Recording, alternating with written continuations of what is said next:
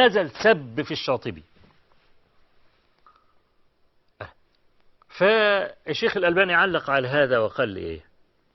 قال إحنا عندنا حكاية بالشام، إن مرة رجل شامي التقى برجل مغربي، ده كلام الشيخ ناصر بألفاظه، والمغاربة عندهم نزق، عندهم نزق يعني عنده سرعة غضب، لما بيغضب قد يصل إلى سقف الغضب، ده كلام الشيخ ناصر يعني.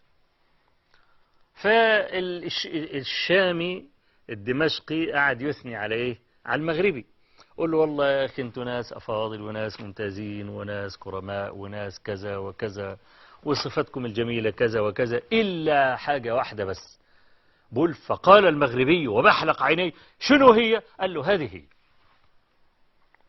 هذه هي اللي هو الايه؟ اللي هو الغضب.